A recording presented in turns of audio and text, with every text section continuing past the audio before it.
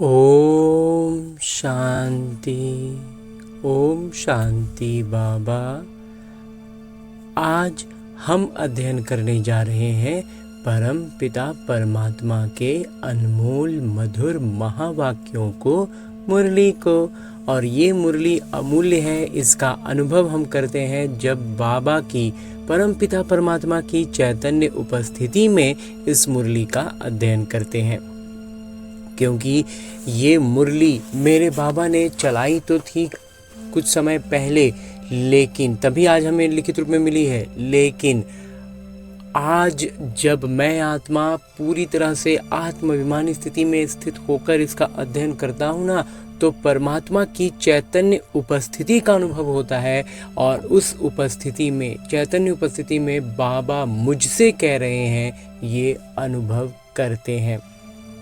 और ऐसी अनुभूति जब होती है ना, तो फिर हम दिन में किसी भी परिस्थिति में बाबा की वो बातें हमारी बुद्धि में गूंजती रहती हैं। और जब विशेष कोई परिस्थिति आती है तो उस परिस्थिति में ऐसा महसूस करते हैं कि बाबा मेरे बगल में खड़े हैं, मेरे साथ हैं और मुझसे कान में कह रहे हैं। मुरली की ये बात एकदम से कानों में बाबा फिर से फुसफुसा कर, कहकर मुझे याद दिला रहे हैं, स्मृति दिला रहे हैं। ऐसा अनुभव करते हैं। तो ऐसा श्रेष्ठ अनुभव करने के लिए लौकिक तौर पर हमें क्या करना है? अपने दिनचर्या में एक समय और एक स्थान निर्धारित करना है। उस स्थान पर उस समय प्रतिदिन बैठना है, अपने हाथों में मुरली लेनी है, बड़े फुर्सत से एकदम इत्मीनान से बैठकर मुरली का अध्ययन शब्द व शब्द बड़ी गहराई से करना है। और ऐसे जब हम गहराइयों में उतरना शुरू करते हैं ना, तो धीरे धीरे हम बाबा की चैतन्य उपस्थिति का अनुभव कर पाते हैं। तो ऐसी ही अनुभूति पाने के लिए मैं आत्मा अभी अपने स्थूल शरीर से अलग होकर अपने सूक्ष्म शरीर के साथ अपने आत्माभिमानी स्थिति में स्थित होने के लिए चलता हूँ मधुबन की धरा पर। और ये सूक्ष्म शरीर का अर्थ वही मन है जो मन हमारा इस रावण की दुनिया में बहुत भटक रहा है, क्योंकि ये अपने वास्तविक स्थान पर नहीं है। मछली पानी से बाहर बहुत थड़थड़ाती है ना, ऐसे ही ये मन है जो बाबा से दूर, अपने परमात्मा से दूर, अपने आत्मिक गुणों से दूर होकर बहुत छटपटा रहा है। तो उसे उसके स्थान पर लेकर चलते हैं। एक बार ये इस स्थान में बाबा के सानिध्य का अनुभव पा लेता है ना, फिर ये कहीं नहीं भटकता। तो चलिए इसके लिए जो सबसे सहज सरल विधि है वो अपनाते हैं और अपने सूक्ष्म शरीर के साथ पहुंच जाते हैं मधुबन की धरा पर। खास तौर पर मधुबन में भी पांडव भवन के उसी हिस्ट्री हॉल में जहां मेरे बाबा ने इस साकार तन का, यानी ब्रह्मा बाबा के तन का आधार लेकर ये मुरली चलाई है। और जब मैं आत्मा उस स्थान पर खुद को उपस्थित अनुभव करता हूँ, तो परमात्मा के सानिध्य में आते ही पवित्रता, शांति, प्रेम और सुख की भरपूरता का एहसास होने लगता है। और बाबा सम्मुख बैठ मुझ आत्मा को दृष्टि से ज्ञान प्रकाश और अष्ट शक्तियों का प्रवाह करते हैं। ऐसा अनुभव होता है, शक्तियों की जागृति होने लगती है, जिसके कारण एक ऐसे आनंद का सृजन होता है जिस आनंद में मैं और मेरे बाबा इस आनंद के आवरण में बड़े फुर्सत से बैठ बातें करते हैं। और मेरे बाबा अपने दिल की बात इसी मुरली में निहित करके मुझसे कहते हैं, मीठे बच्चे, तुम्हें एक बाबा से एक मत मिलती है जिसे अद्वैत मत कहते हैं। इसी अद्वैत मत से तुम्हें देवता बनना है। बाबा का ये जो अद्वैत मत है, कि जो मत और दुनिया में कोई नहीं दे सकता, वो मत बाबा हमें देते हैं। और उस मत का हमें पालन करना है और देवता बन जाना है। आगे प्रश्न रूप में मेरे बाबा कहते हैं, मनुष्य इस भूल भुलैया के खेल में सबसे मुख्य बात कौन सी भूल गए हैं? उत्तर बतलाते हैं मेरे बाबा, हमारा घर कहाँ है, उसका रास्ता ही इस खेल में आकर भूल गए हैं। पता ही नहीं है कि घर कब जाना है और कैसे जाना है। अभी बाबा आए हैं तुम सबको साथ ले जाने। तुम्हारा अभी पुरुषार्थ है वाणी से परे स्वीट होम में जाने का। बाबा हमें इस लौकिक चीज़ों से परे होने का अभ्यास करने के लिए कह रहे हैं। गीत है रात के राही थक मत जाना, सुबह की मंजिल दूर नहीं। ओम शांति।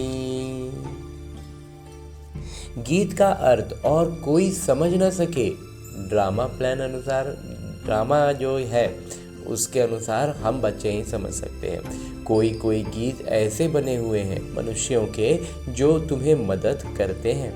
बच्चे समझते हैं अभी हम सो देवी देवता बन रहे हैं। जैसे वो पढ़ाई पढ़ने वाले कहेंगे हम सो डॉक्टर बैरिस्टर बन रहे हैं, उनको नशा रहता है कि हम डॉक्टर और बैरिस्टर बन रहे हैं। तुम्हारी बुद्धि में है हम सो देवता बन रहे हैं नई दुनिया के लिए। ये सिर्फ तुम्हें ही ख्याल आता है। अमर लोक, नई दुनिया सतयुग को ही कहा जाता है। अभी तो न सतयुग है न देवताओं का राज्य है, यहाँ तो हो नहीं सकता। और ये इस पतित दुनिया में थोड़ी ना देवताओं का राज्य होगा। तुम जानते हो ये चक्र घूमकर अभी हम कलयुग के भी अंत में आकर पहुँचे। ये चक्र घूमता गया और हम अभी कलयुग के अंत में पहुँचे हैं। और कोई की भी बुद्धि में चक्र नहीं आएगा, वो तो सतयुग को लाखों वर्ष दे देते हैं। तुम बच्चों को ये निश्चय है बरोबर ये 5000 वर्ष बाद चक्र फिरता रहता है। ये 5000 वर्ष का कल्प है, इस पर हमें पूरा निश्चय है बाबा। मनुष्य 84 जन्म ही लेते हैं, हिसाब है ना। इस देवी देवता धर्म को अद्वैत धर्म भी कहा जाता है। अद्वैत शास्त्र भी माना जाता है। अद्वैत को बाबा शास्त्र भी कहते हैं। तो वो भी एक ही है, बाकी तो अनेक धर्म है, शास्त्र भी अनेक हैं। तुम हो एक, एक द्वारा एक मत मिलती है, उसको कहा जाता है अद्वैत मत। जब एक के द्वारा एक मत मिलती है तो वो अद्वैत हो गई। तो ये अद्वैत मत तुमको मिलती है, हम बच्चों को ही मिलती है देवी देवता बनने के लिए। ये पढ़ाई है ना, इसलिए बाबा को ज्ञान सागर, ज्ञानवान कहा जाता है। बच्चे समझते हैं हमको भगवान पढ़ाते हैं नई दुनिया के लिए, तो ये भूलना नहीं चाहिए। स्कूल में छात्र कभी शिक्षक को भूलते हैं क्या? नहीं। गृहस्थ व्यवहार में रहने वाले भी ज़्यादा पोजीशन पाने के लिए पढ़ते हैं। जो लौकिक रीति से क्या है, अच्छा पद मिले, हम अच्छे जगह मतलब उसको सेटल हो जाए, उसके लिए ना पढ़ाई इतना पढ़ते हैं। तुम भी गृहस्थ व्यवहार में रहते हुए पढ़ते हो अपनी उन्नति करने के लिए। दिल में ये आना चाहिए हम बेहद के पिता से पढ़ रहे हैं। शिव बाबा भी बाबा है, प्रजापिता ब्रह्मा भी बाबा है। प्रजापिता ब्रह्मा आदि देव नाम बाला है, सिर्फ पास हो गए हैं। बस वो लगता है कि बीते समय की कभी की बात है। जैसे गांधी भी पास हो गए हैं, उनको बापू जी कहते हैं, परंतु समझते नहीं, ऐसे ही कह देते हैं।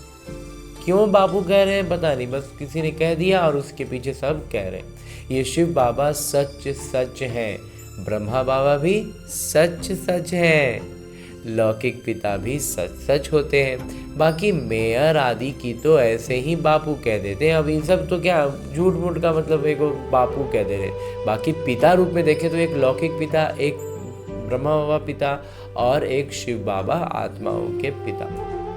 वो सब है आर्टिफिशियल, ये है रियल। परमात्मा पिता आकर आत्माओं को प्रजापिता ब्रह्मा द्वारा अपना बनाते हैं। उनको तो ढेर बच्चे होंगे, तो प्रजापिता है तो उनको तो ढेर बच्चे होंगे ना। शिव बाबा की तो सब संतान है, उनको सब याद करते हैं। फिर भी कोई कोई उनको भी नहीं मानते, पक्के नास्तिक होते हैं जो कहते हैं ये संकल्प की दुनिया बनी हुई है। यहाँ पे बाबा कह रहे हैं कि शिव बाबा की तो सब संतान है, उनको सब याद करते हैं, किस रूप में जैसे भी यथार्थ रीति करें या ना करें, लेकिन करते हैं। फिर भी कोई कोई उनको भी नहीं मानते, मतलब कोई भगवान होते हैं ऐसा पूरा ही नहीं मानते, पक्के नास्तिक होते हैं। तो जो कहते हैं ये संकल्प की दुनिया बनी हुई है, और वो कहते हैं कि दुनिया जो है पूरा संकल्प का है। अभी तुमको बाबा समझाते हैं, ये बुद्धि में याद रखो, हम पढ़ रहे हैं और पढ़ाने वाले हैं शिव बाबा। ये रात दिन याद रहना चाहिए, यही माया घड़ी घड़ी भुला देती है, इसलिए याद करना होता है। बाबा, शिक्षक, गुरु तीनों को भूल जाते हैं भी एक ही, फिर भी भूल जाते हैं। रावण के साथ लड़ाई इसी में है। बाबा कहते हैं ये जो लड़ाई है ना, ये रावण के साथ है। तो ये सब भी जो बातें हैं ना, वो वास्तव में एक तरह से देखें तो हमारे संकल्प की शक्ति बहुत है और वही संकल्प से ही सब कुछ होता है। लेकिन ये स्थिति हमारी वो पहुँचे, उसके लिए परमात्मा ही हमें आकर के जागृत कर रहे हैं, शक्तियों से अवगत करा रहे हैं, हमें हमारी शक्तियों को जागृत कर रहे हैं। तो इसलिए परमात्मा पिता के एग्जिस्टेंस को, उनके वजूद को हम थोड़ी ना जो नास्तिक होते हैं वो सोचते हैं सिर्फ संकल्पों से ही काम होता है। इसीलिए यही एक कारण है, ब्रह्मा कुमार का छोटा सा मंथन है कि भौतिक चीज़ों का बोलते हैं कि सबकॉन्शियस में आप रिपीट करते रहो, मुझे मर्सिडीज़ लेनी है तो मर्सिडीज़ आ जाएगी। ये नहीं होता है संकल्पों की दुनिया। संकल्पों की दुनिया में पवित्रता का होना और स्थिति का व्यक्त होना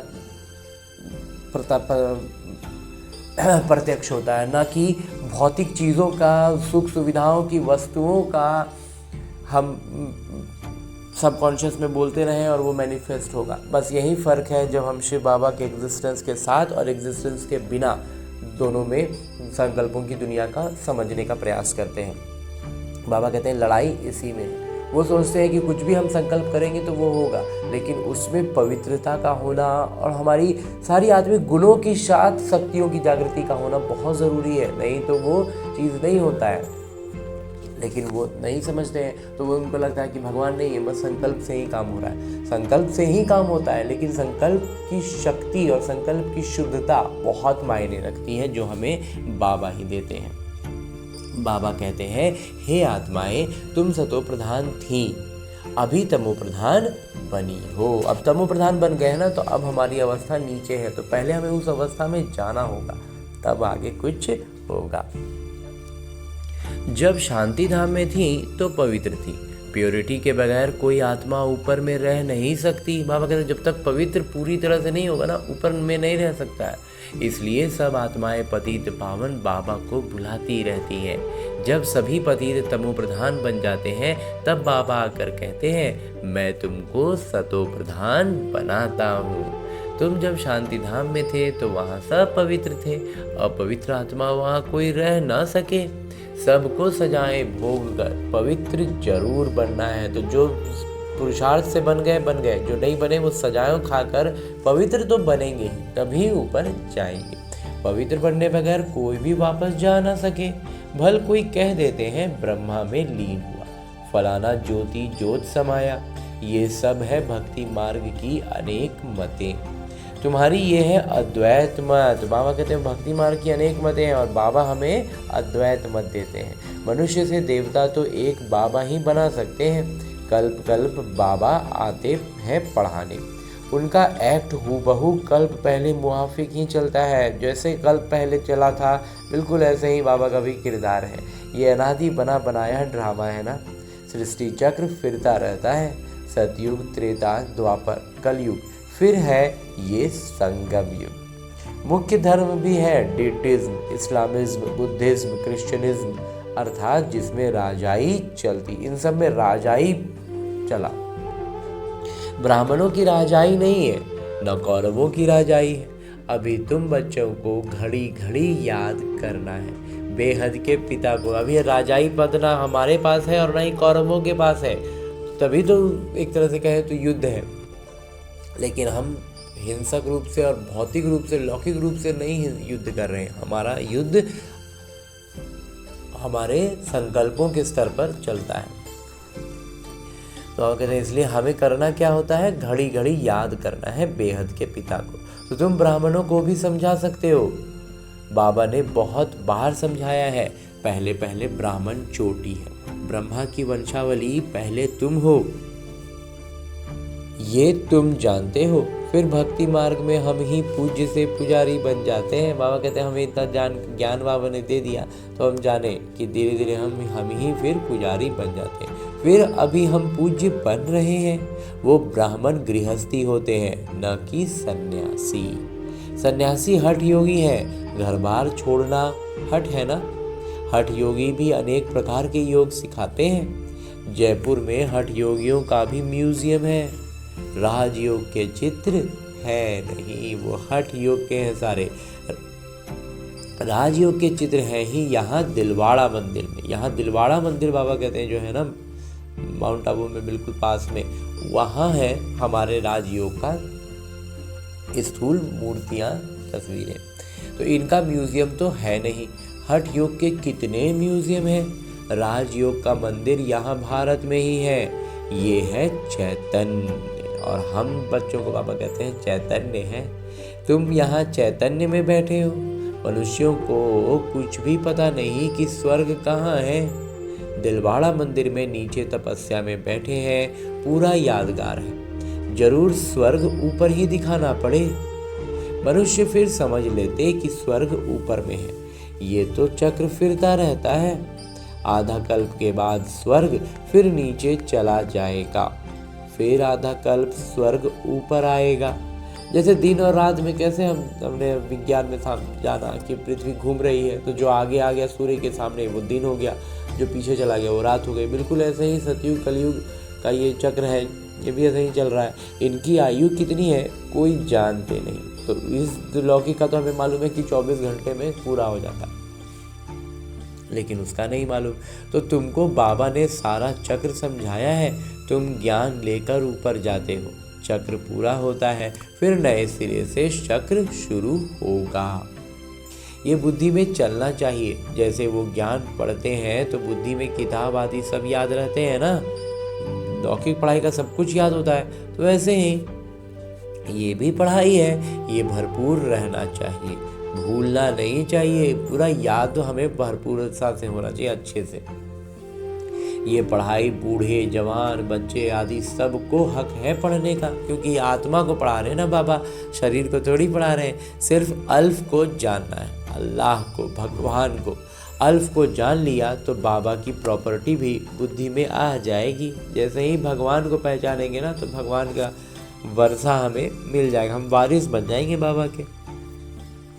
जानवर को भी बच्चे आदि सब बुद्धि में रहते हैं। बाबा कहते हैं जानवरों तक को ये होता है कि उनको जो बच्चा होता है उनके बारे में पूरा जानकारी होता है, उनको संभालते हैं। जंगल में जाएंगे तो भी घर और बछड़े याद आते रहेंगे, आप ही ढूंढ कर आ जाते हैं और फिर वहाँ से वापस भी आ जाते हैं। तो अब बाबा कहते हैं बच्चे मामे कम याद करो और अपने घर को याद करो, जहाँ से तुम आए हो किरदार निभाने। ये इस जहाँ जिस स्थान से हम किरदार निभाने आए हैं उस स्थान को भी याद करो। आत्मा को घर बहुत प्यारा लगता है, कितना याद करते हैं, परंतु रास्ता भूल गए हैं। तुम्हारी बुद्धि में है, हम बहुत दूर रहते हैं, परंतु वहाँ जाना कैसे होता है, क्यों नहीं हम जा सकते हैं, ये कुछ भी पता नहीं है। इसलिए बाबा ने बताया था भूल भुलैया का खेल भी बनाते हैं। जहाँ से जाएं दरवाज़ा बंद, कहीं से भी जाओ हर जगह दरवाज़ा बंद मिलेगा। अभी तुम जानते हो इस लड़ाई के बाद स्वर्ग का दरवाज़ा खुलता है। इस मृत्युलोक से सब जाएंगे, इतने सब मनुष्य नंबरवार धर्म अनुसार और किरदार अनुसार जाकर रहेंगे। जिसका जो किरदार है उस अनुसार वहाँ पर रहेंगे, फिर उसी क्रम में आएंगे।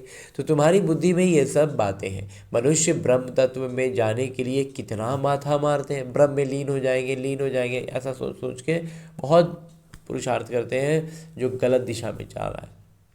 वाणी से परे जाना है। आत्मा शरीर से निकल जाती है तो फिर आवाज़ नहीं रहता। बच्चे जानते हैं हमारा तो वो स्वीट होम है, मीठा घर है हमारा। फिर देवताओं की है स्वीट राजधानी, अद्वैत राजधानी। बाबा कहते हैं जब फिर देवता रूप में आएंगे ना तो वो एकदम बहुत स्वर्णिम और बहुत ही सुखद मीठा राजधानी होगा, और जो कि अद्वैत होगा वैसा दूसरा कोई नहीं हो सकता। बाबा आकर राजयोग सिखलाते हैं, सारा ज्ञान समझाते हैं, जिसके फिर भक्ति में शास्त्र आदि बैठ बनाए हैं। उन्हीं भूली बिसरी आत्मा के संस्कारों के अनुसार भक्ति में बनाया। अभी तुमको वो शास्त्र आदि नहीं पढ़ना है। उन स्कूलों में बुढ़िया आदि नहीं पढ़ती, यहाँ तो सब पढ़ते हैं।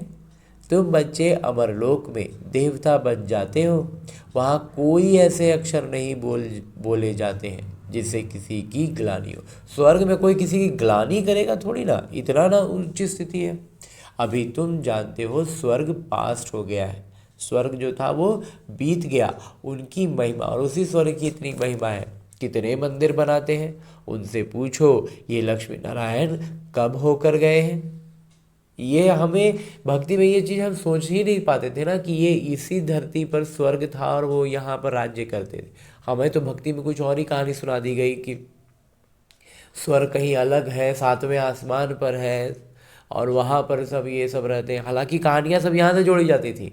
उन्होंने ऐसे देखा तो उनकी मदद की तो ये हुआ तो ऐसे हुआ, सारा कहानी यहाँ का होता था, लेकिन बताते थे कि वो वहाँ रहते हैं। लेकिन और हमारी बुद्धि में कभी ये सब सोचे ही नहीं कि जब यहाँ से जोड़ रहे हैं तो यहीं रहते होंगे। तो भक्ति में हम वास्तव में हमारी बुद्धि बहुत उलझा दी गई है, कुछ भी पता नहीं है। अभी तुम जानते हो हमको अपने घर जाना है। बच्चों को समझाया है ओम का अर्थ अलग है और सोहम का अर्थ अलग है। उन्होंने फिर ओम सोहम सो का अर्थ एक कर दिया है। बाबा कहते हैं हम सो और सो हम, जो बाबा बतलाते हैं उस सबको मिला जुला के सबको एक कर दिया है। तुम आत्मा शांति धाम में रहने वाली हो, फिर आती हो किरदार निभाने। देवता, क्षत्रिय, वैश्य, शूद्र बनते हैं। ओम अर्थात हम आत्मा। कितना फर्क है, वो फिर दोनों को एक कर देते हैं। ये बुद्धि से समझने की बातें हैं। बाबा कहते हैं वो सब बातें जो है ना, मतलब बहुत उलझी हुई बातें, तो उसमें जो चीज़ जाएगा वो भी उलझ ही जाता है। तो इसलिए हमें उनसे निकलना है। कोई पूरी रीति समझते नहीं है तो फिर झुटका खाते रहते, और फिर जहाँ वहाँ बुद्धि उलझी रही तो फिर फंसते रहेंगे। कमाई में भी कभी झुटका नहीं खाते। लौकिक कमाई में बाबा कहते हैं कमाई में कभी झुटका नहीं खाते हैं। वो कमाई तो अल्पकाल के लिए है, लेकिन उसमें एकदम कभी वहाँ पर बुद्धि ऐसा नहीं होगा कि नींद आ रहा झुप रहे हैं। वहाँ दुकान में बैठे हैं तो एकदम सजग होके रहते हैं, और यहाँ की पढ़ाई में आते हैं तो नींद आने लगती है, क्योंकि उसकी सजगता नहीं कि क्या मिल रहा है। वो तो अल्पकाल के लिए है, ये कितना लंबा समय के लिए मिल रहा है, ये तो आधा कल्प के लिए है। परंतु बुद्धि और तरफ भटकती है तो फिर थक जाते हैं, उबासी देते रहते हैं, जम्हाई खींचते हैं। मतलब कितना अनादर है। तुमको आंखें बंद करके नहीं बैठना चाहिए। तुम तो जानते हो आत्मा अविनाशी है, शरीर विनाशी है। कलयुगी नरकवासी मनुष्यों को देखने और तुम्हारे देखने में भी रात दिन का फर्क हो जाता है। हमारा नज़रिया ही तो ज्ञान का अर्थ ही है कि हमारा नज़रिया बदल जाता है हर चीज़ को देखने का। बाबा कहते हैं जो लौकिक मनुष्य देखेंगे, अज्ञानी मनुष्य, उनका देखने का और हमारा देखने में रात और दिन का फर्क हो जाता है। हम आत्मा बाबा द्वारा पढ़ते हैं, ये कोई को पता नहीं।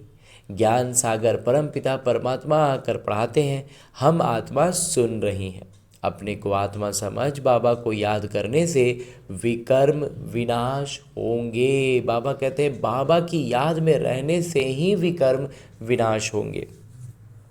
इस ब्रह्मा कुमार का छोटा सा यही मंथन रहा है कि जब हम बाबा की याद में रहेंगे तो उसका अर्थ ये हुआ कि हम सारी आत्मिक गुणों की जागृति होगी, सक्रिय होंगे और अष्ट शक्तियों की अनुभूति करेंगे। और उस अनुभूति के साथ, उस जागृति के साथ जब हम आने वाली विकर्मों की, जो विकर्म 63 जन्म के जो भी हैं, वो एक परिस्थिति बनकर ही सामने आएंगे। और उस परिस्थिति पर जो हम अपनी प्रतिक्रिया देंगे ना, उसी से वो विकर्म आगे फलीभूत होगा या फिर वहीं का वहीं ध्वस्त होगा। तो बाबा की याद में रहेंगे ना तो वो विकर्म चाहे वो कैसा भी हो वो वहीं ध्वस्त हो जाएगा, पाप भस्म हो जाएंगे।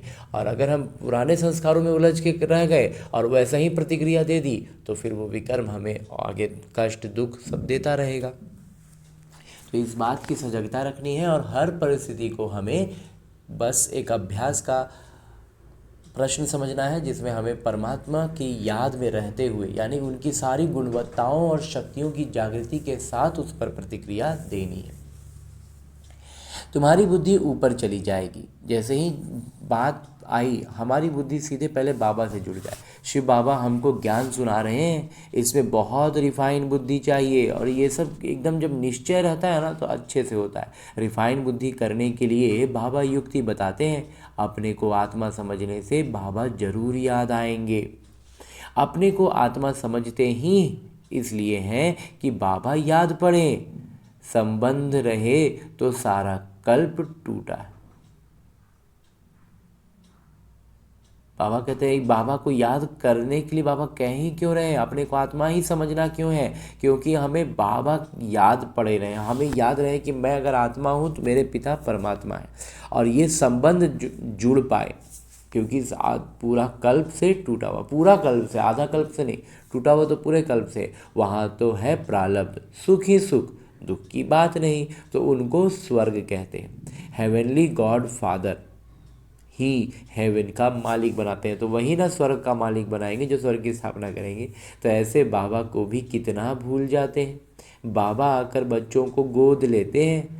मारवाड़ी लोग बहुत गोद लेते हैं, तो उनको खुशी होगी ना कि मैं साहूकार की गोद में आया हूँ। जो बाबा बड़े बड़े साहूकार होते हैं, बाबा कहते हैं वो लोग गोद लेते रहते हैं बच्चों को, तो उनको खुशी हो जाती है कि हमको कितने बड़े साहूकार ने गोद लिया। तो साहूकार का बच्चा गरीब के पास कभी नहीं जाएगा।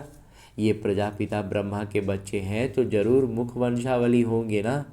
तुम ब्राह्मण हो मुख वंशावली, वो है कुख वंशावली। इस फर्क को तुम जानते हो। तुम जब समझाओ तब वंशावली बने। ये अडॉप्शन है। स्त्री को समझते हैं मेरी स्त्री। बाबा कहते हैं ये वंशावली को भी समझाने से बाबा कहते हैं समझ में आएगी। जैसे स्त्री के लिए क्या है, लौकिक तौर पर हम उसे अपनाते हैं ना, बाबा कहते हैं तब कहते हैं वो मेरी स्त्री है। तो अब स्त्री कुख वंशावली है या मुख वंशावली? बाबा कहते हैं तो फिर बताओ, स्त्री को जन्म दिया क्या? नहीं ना। जिसने अपनाया, जो पति पत्नी बनते हैं तो पति ने पत्नी को अपनाया। सामाजिक तौर पर जो भी रस्म रिवाज हम पूरी करें, कुल मिला के क्या होता है, उसे हम अपना लेते हैं, उसे कहते हैं मेरी स्त्री है। तो वो मुख वंशावली हो गई ना। तो स्त्री है ही मुख वंशावली। फिर जब बच्चे होते हैं वो है कुख वंशावली। तो स्त्री जो पत्नी जो पति का बनती है, घर की कुल की बहू हम कहें, जो भी नाम दें, लेकिन वास्तव में क्या है, वो बस लौकिक मौखिक तौर पर हमने उन्हें अपनाया है और कुछ भी नहीं है। और फिर वो हमारा ही परिवार का, घर का एक ऐसा अभिन्न हिस्सा बन जाती है। तो बिल्कुल वैसे ही बाबा कहते हैं कि हमें बाबा के हम वैसे ही मुख वंशावली है। सिर्फ बाबा ने हमें अपनाया है लौकिक तौर पर और हमें कुछ भी उसकी उलझने की ज़रूरत नहीं है। बाबा कहते हैं ये सब है मुख वंशावली, मेरे कहने से मेरी बनी है ना। तो मेरे बच्चे हैं, ये कहने से नशा चढ़ता है। तो ये सब है मुख वंशावली। आत्माएं थोड़े ही मुख वंशावली हैं। आत्मा तो अनादि अविनाशी हैं। तुम बच्चे जानते हो ये मनुष्य सृष्टि कैसे ट्रांसफ़र होती है। बिंदुएं तो बच्चों को बहुत मिलती हैं, फिर भी बाबा कहते हैं और कुछ धारणा नहीं होती है, मुख नहीं चलता है। तो अच्छा, तुम बाबा को याद करते रहो। बाबा कहते हैं बहुत ज़्यादा धारणा नहीं कर पा रहे हैं, मुख से ज्ञान नहीं सुना पा रहे हैं। तो बाबा कहते हैं अच्छा तुम इतना तो करो कि बाबा को याद करते रहो। तुम भाषण आदि करने वालों से ऊंच पद पा सकते हो। अगर हम बहुत अच्छे से बाबा की याद में रहे ना, अपने जीवन में आने वाली हर परिस्थिति पर हम बाबा की याद में प्रतिक्रियाएं देते चले गए ना, सारे पाप वही भस्म होते चले गए, तो फिर पद तो ऊंच मिलेगा ना। वास्तव में करना क्या है, विकर्म विनाश करने हैं। और भाषण वगैरह करना ये तो सेवा हुआ, लेकिन बाबा कहते हैं उससे उच्च पद पा सकते हो। भाषण करने वाले कोई समय तूफान में गिर पड़ते हैं, और ज़रूरी नहीं कि जो अच्छा भाषण कर रहे हैं, जो अच्छा वो सब कुछ कर रहे हैं, वो बहुत उच्च पद पाएंगे ही। तो ड्रामा में जो रहेगा और बाकी उनका पुरुषार्थ। तो बहुत कई बार बाबा कहते हैं ना, भाषण बहुत अच्छा कर रहे हैं और खुद में धारणा है ही नहीं, तो वो कैसे होगा। तो हमें सिर्फ अपने ध्यान देना है एक चीज़ पर, बाबा की याद, धारणा। तो याद में रहते हुए जब हम रहेंगे ना, तो अब स्वाभाविक तौर पर बाकी सारा काम हो जाएगा। बाबा कहते हैं सेवा तक स्वतः होता चला जाएगा।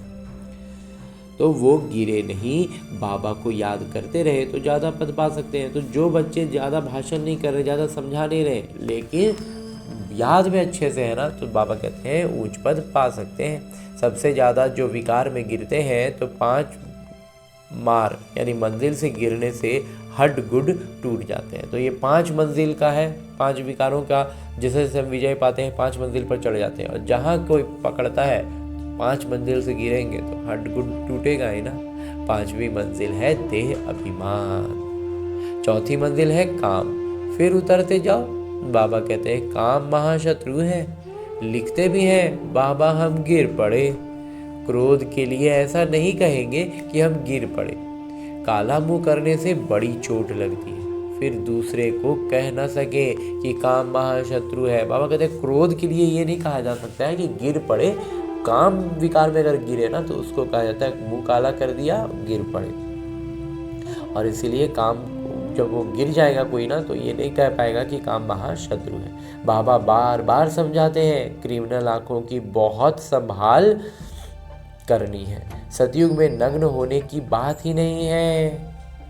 ये सब बातें जो है ना सतयुग में होंगी ही नहीं। क्रिमिनल आई होती नहीं, विकार दृष्टि में होगा। विकार तो कहीं होगा ही नहीं पूरे संकल्प में, संकल्प के आधार में, तो फिर विकार की बात ही नहीं। तो सिविलाई हो जाती है। वही अभी बाबा बना रहे हैं ना, हमें अभी से ही हमें उसका अभ्यास करना है। वो है सिविलिजियन राज्य। बहुत सौम्य और बहुत सुखद राज्य है। इस समय है क्रिमिनल दुनिया। अभी हर तरफ सिर्फ विकार ही विकार है। अभी तुम्हारी आत्मा को सिविलाइज मिलती है। बाबा कहते हैं अभी हमें बाबा श्रीमत दे रहे हैं, तो जो 21 जन्म काम देती है और वही श्रीमत हमारे 21 जन्मों तक काम आता है। वहाँ कोई भी क्रिमिनल नहीं बनते, वहाँ कोई विकारी नहीं है। अब मुख्य बात बाबा समझाते हैं, बाबा को याद करो और 84 के चक्र को याद करो।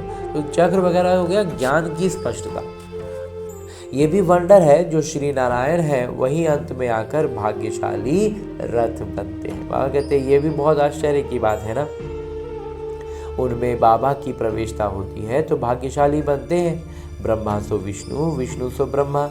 ये 84 जन्मों की हिस्ट्री बुद्धि में रहनी चाहिए। बाबा कहते हैं पूरा 84 का चक्र वगैरह जो है ना, मतलब ज्ञान की स्पष्टता होगी तो याद में रहना सहज होगा। ये भी इस ब्रह्मा कुमार का छोटा सा मंथन रहा है कि सबसे पहले हमें ज्ञान परिचय के रूप में ज्ञान मिलता है, तो हम थोड़ा सा याद कर पाते हैं, तो थोड़ा सा और ज्ञान स्पष्ट होता है। और धीरे धीरे परस्पर कदम की तरह जितना ज़्यादा ज्ञान स्पष्ट होता है, याद में उतना सरल सहज लंबा रह पाते हैं। और जितना याद में रहते हैं, ज्ञान का मंथन करते हैं, उतना ज़्यादा हमारा ज्ञान स्पष्ट होता है। ज्ञान स्पष्ट होगा, याद बढ़ेगी, याद बढ़ेगी, ज्ञान बढ़ेगा। और इस तरह से हम परस्पर ऊपर बढ़ते जाते हैं। अच्छा, मीठे मीठे सिकिलते बच्चों प्रति माता पिता बाबा का याद प्यार और आशीर्वाद। रूहानी बाबा की रूहानी बच्चों को नमस्ते। हम रूहानी बच्चों की ओर से रूहानी माता पिता को याद प्यार और प्रणाम। धन्यवाद बाबा, धन्यवाद। मुरली के लिए भी धन्यवाद और इस अनूठे अलौकिक ब्राह्मण जीवन के लिए भी बहुत बहुत बहुत धन्यवाद बाबा, बहुत धन्यवाद। आगे आज की मुरली से लिए गए वो प्रमुख बिंदु हैं जिन्हें हमें अपने ब्राह्मण जीवन में धारण करने हैं। और ब्राह्मण सो फरिश्ता, फरिश्ता सो देवता बनना है।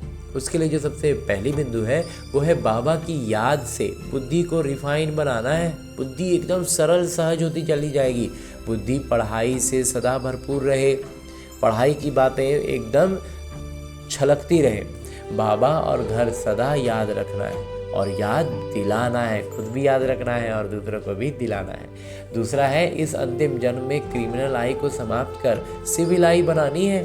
क्रिमिनल आंखों की बड़ी संभाल रखनी है। अगर विकार दृष्टि में विकार आ रहा है तो उसका भी बहुत ख्याल करना है, ध्यान रखना है। इस ब्रह्मा कुमार का इस पर एक छोटा सा मंथन है कि एक होता है कि हमें किसी को देख करके हमारे भीतर विकारी ख्यालात आ रहे हैं, तो वो तो हुआ एकदम निम्न स्तर। थोड़ा उच्च स्तर की बात करें तो किसी और आत्मा की हमें अगर विकार नज़र आते हैं, उनमें बुराई नज़र आती है, तो ये भी एक तरह से क्रिमिनल आई ही हुआ।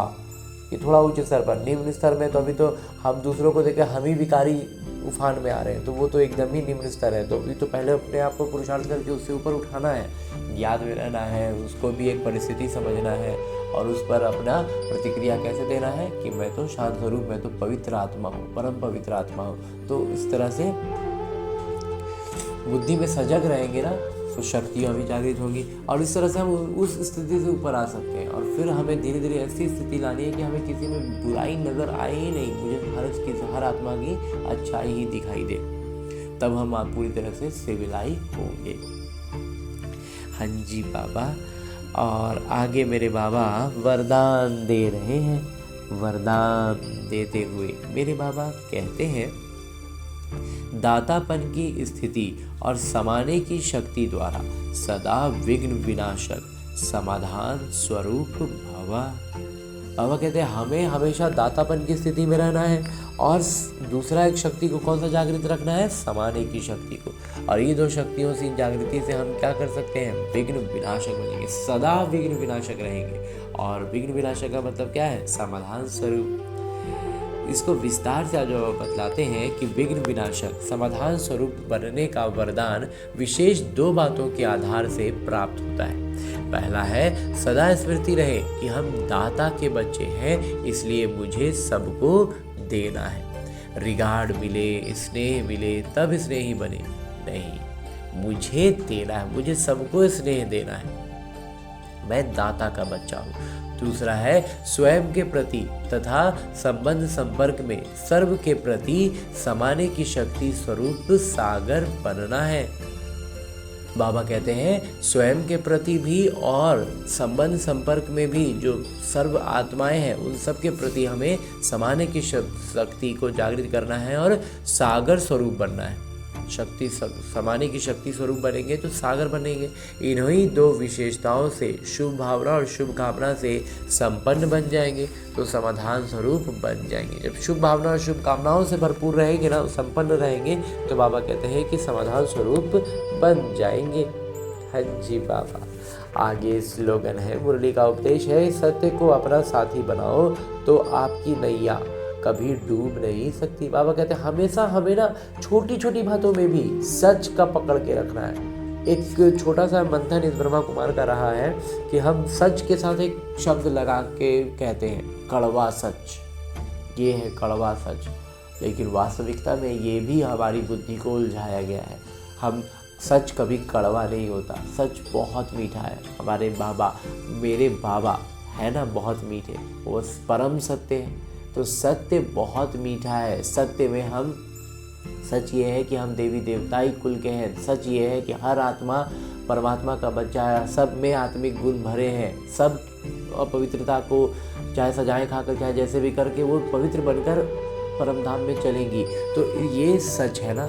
तो फिर हम जो सच में उलझते हैं और धीरे धीरे धीरे धीरे इतने विकारी हो गए हैं कि छोटी छोटी बातों में अनावश्यक भी हम कई बार असत्य कहते रहते हैं। तो इन सब बातों में हमें ये हमारा संस्कार झलकाता है, हमारे संस्कार को नीचे लाता है। इन सब बातों का ध्यान रखना है। छोटा सा एक उदाहरण, जैसे हम फ़ोन पर कभी किसी को सच नहीं बताते कि हम कहाँ पे हैं। तो ये सब क्या है, ये सिर्फ हमारी आत्मा की स्थिति का परिचायक है। तो ऐसी छोटी छोटी बातों का बहुत ध्यान रखना है ताकि हम अपने पुरुषार्थ में ऊपर उठ सकें। और अभी तक हमने परमपिता परमात्मा से इतना श्रेष्ठ ज्ञान मुरली, साकार मुरली का चैतन्य उपस्थिति के साथ अध्ययन करने का प्रयास किया ना।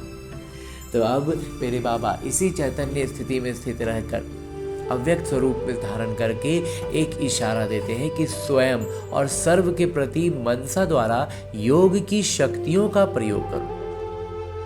स्वयं और सर्व के प्रति क्या करना है, मनसा द्वारा योग की शक्तियों, योग की जो शक्तियां हैं, याद की जो शक्ति है, उससे हमें खुद के प्रति भी और दूसरों के प्रति भी उसका इस्तेमाल करना है। विस्तार से कहे या फिर अलग अलग युक्तियां और अलग अलग आयामों से बाबा जो इसकी स्पष्टता देते हुए इशारा देते हैं वो है कि जब मनसा में सदा शुभ भावना व शुभ दुआएं देने का नेचुरल अभ्यास होगा, एकदम स्वाभाविक तौर पर हमारे दिल से सिर्फ शुभ भावना ही निकलेगी। ये अभ्यास हो जाएगा तो मनसा आपका व्यस्त हो जाएगा, तो फिर सब तरफ हमारा बुद्धि इसी में व्यस्त होगा। मन में जो हलचल होती है उससे स्वतः ही किनारे हो जाएंगे, शुभ भावनाओं में ही भरपूर रहेंगे, उसी में हम व्यस्त रहेंगे। तो फिर हमारा कोई अलग से संकल्प थोड़ी चलना है इधर उधर, हलचल सब बाबा कहते समाप्त हो जाएगा। अपने पुरुषार्थ में जो कभी दिल शिकस्त होते हो वो नहीं होंगे, जादू मंत्र हो जाएगा, छू मंत्र एकदम से गायब हो जाएगा, कहाँ चला जाएगा पता भी नहीं चलेगा। जब हम शुभ भावना और शुभकामनाओं का अभ्यास इस स्तर पर कर ले कि कोई भी परिस्थिति, कोई भी सीन, सिचुएशन, कहीं भी कुछ भी नजर आए, चाहे वो निजी जीवन में हो या फिर बाहरी दुनिया में हो, हमारे दिल से सिर्फ शुभ भावना और शुभकामनाएं, तो इतनी चारों तरफ परिस्थितियां हैं, इतना सब कुछ हो रहा है, सब तरफ निज जीवन में भी बहुत कुछ हो रहा है, सबके प्रति बस शुभ भावनाओं से भरपूर रहेंगे तो फिर हलचल से निकल जाएंगे। तो ऐसा अभ्यास करने के लिए अभी फिलहाल हमें क्या करना होगा, लौटना होगा ना अपने इस स्थूल शरीर में, अपने इस किरदार में, जहाँ छोटी बड़ी हर परिस्थिति हमारे सामने आती जाए और हम उसका अभ्यास करते जाएं। इस जीवन को हमें देखने का नज़रिया ही बना लेना है कि ये मेरा लौकिक जीवन सिर्फ और सिर्फ मेरा ही लिए एक अभ्यास पुस्तिका है, जिसमें आने वाला हर एक प्रश्न बस मेरे अभ्यास के लिए है, जिसमें मुझे आत्माभिमानी स्थिति में रहते हुए, बाबा की याद में रहते हुए, उनकी गुणवत्ताओं की जागृति और शक्तियों की स्मृति के साथ मुझे इस पर प्रतिक्रिया देनी है, ताकि वो विकर्म वही का वही भस्म हो जाए। तो ऐसी शुभ भावना और श्रेष्ठ कामनाओं से भरपूर होकर लौटते हैं फिलहाल अपने इस किरदार में अधिक से अधिक अभ्यास के लिए। अच्छा, ओम शांति।